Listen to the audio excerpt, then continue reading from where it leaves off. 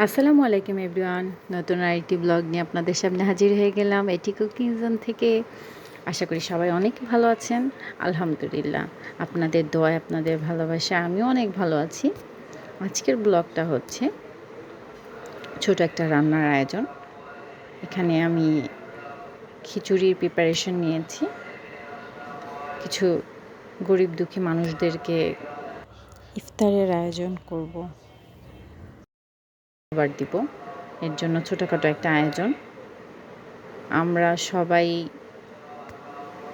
যার যার পরিবার ফ্যামিলি নিয়ে আলহামদুলিল্লাহ ভালো আছি। কিছু অসহায় মানুষ থাকে যাদের খেতে থাকতে খুব সমস্যা হয়। আমরা তো পারবো না তাদেরকে গুছিয়ে দিতে, সে সামর্থ্য আল্লাহ আমাকে এখনও দেয়নি। একটা মানুষের পরিবার যদি গুছিয়ে দিতে পারি তাও আলহামদুলিল্লাহ, কিন্তু আল্লাহ সেই সামর্থ্য আমাকে দেয়নি। স্পেশালি যেদিন দিবে সেদিন ইনশাআল্লাহ তেমন করেই করব। তো এখানে জাস্ট কিছু মানুষের জন্য খাবারের আয়োজন করেছি। গোশ নিয়েছি মুরগির, খিচুড়ি রান্না হবে আর সবজি খিচুড়ি। এই রান্নাটা ঘরোয়াভাবেই আমরা নিজেরাই রান্না করছি। তারপরে রান্না শেষে এটা পথে অনেক ধরনের গরিব লোক, অসহায় লোক বসে থাকে, তাদেরকে আশেপাশে যারা গরিব দুঃখী আছে তাদেরকে দিয়ে আসা হবে। এখানে মশলা কষানো হচ্ছে গোশের জন্য। প্রায় এখানে মুরগি 8-10 কেজির মতো আছে। আমার আসলে এখন এক্স্যাক্টলি মনে পড়ছে না, তবে 8-10 কেজি মুরগির গোশ নিয়েছি। মুরগির দিয়ে রান্না করব। মুরগির গোশগুলো ভালো করে কুটে ধুয়ে পরিষ্কার করে কষানোর জন্য পাতিলে দিয়ে দিলাম। পাতিলটা কিন্তু বেশ বড়, অনেক বড় পাতিলই রান্না হচ্ছে, হয়তো বোঝা যাচ্ছে না। আপনারা দোয়া করবেন যেন এভাবে মানুষকে মাঝে মাঝে খাওয়াতে পারি।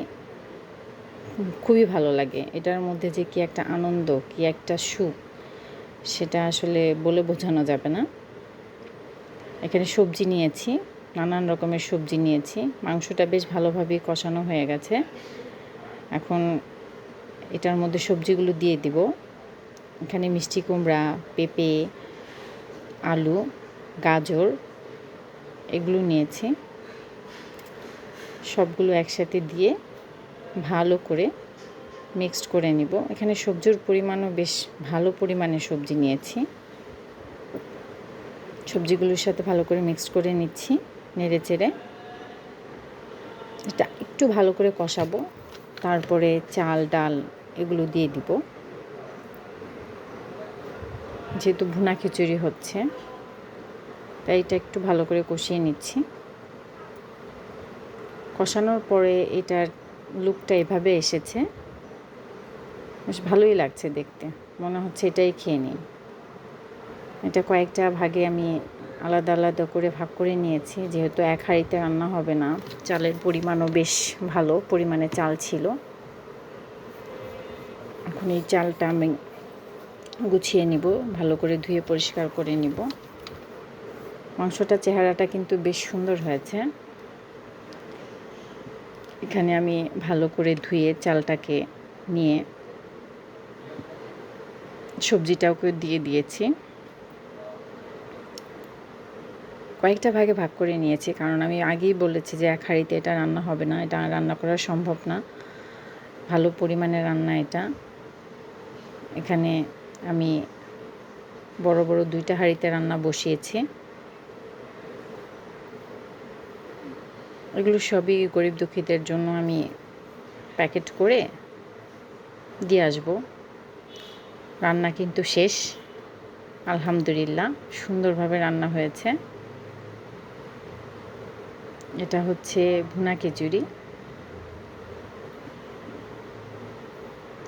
সুন্দর একটা রং এসেছে, দেখতেই ভালো লাগছে কি, তাই না? এখন এগুলো প্যাকেট করে আস্তে আস্তে আমরা বের হয়ে যাব আমাদের গন্তব্যস্থলে। সেখানে আমরা যাদের উদ্দেশ্যে রান্না হয়েছে তাদের একবেলার খাবার দিয়ে আসব। আপনাদের দোয়া আর ভালোবাসা থাকলে ইনশাআল্লাহ এটা বারবার করতে পারবো। পাশে থাকবেন আমাদের, আর আপনাদের পাশে থাকা আমাদের জন্য খুবই দরকার। খাবারগুলো ধীরে ধীরে প্যাকেট করে নিচ্ছি। এখানে আমি প্রায় 100 জনের মতো খাবার প্যাকেট করেছি। যে পরিমাণে দেওয়া হয়েছে একজন মানুষের বেশ ভালো ইফতার হয়ে যাবে আশা করি। সুন্দর করে এগুলো প্যাকেট করে তারপরে ইনশাআল্লাহ আমরা খাবারগুলো পৌঁছে দেব। খাবারটা একদমই ঝরঝরা হয়নি, গরম গরম প্যাকেট করা হচ্ছে তাই এরকম লাগছে। ঠান্ডা হলে বেশ ঝরঝরা হয়ে যাবে। এখানে এখনও প্রচুর পরিমাণে খাবার আছে, এগুলো সবই প্যাকেট করা হবে। এই যে ফাইনাল লুক। আলহামদুলিল্লাহ, আপনাদের দোয়া আমাদের সাথে থাকলে আমরা আরও ভালো কাজ করতে পারবো। পাশে থাকবেন, আমাদের এইভাবেই সাপোর্ট করবেন। আরও সুন্দর সুন্দর ভিডিও এবং ছোট ছোট ব্লগ দেখার জন্য এভাবেই আমাদের পাশে থেকে সাপোর্ট করবেন, এবং আমাদের ভিডিওগুলো আপনাদের কেমন লাগে অবশ্যই কমেন্টস করে জানাবেন।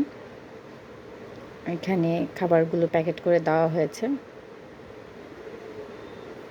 সব কিছু আসলে দেখানো তো সম্ভব না, আমার যতটুকু দেখানোর মতো সাধ্য ছিল আমি ওইটুকু দেখিয়েছি।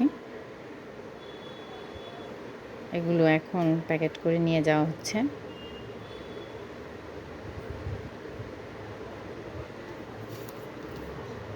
আলহামদুলিল্লাহ, ভালো কাজ করার তৌফিক আল্লাহ সবাইকেই দান করুক।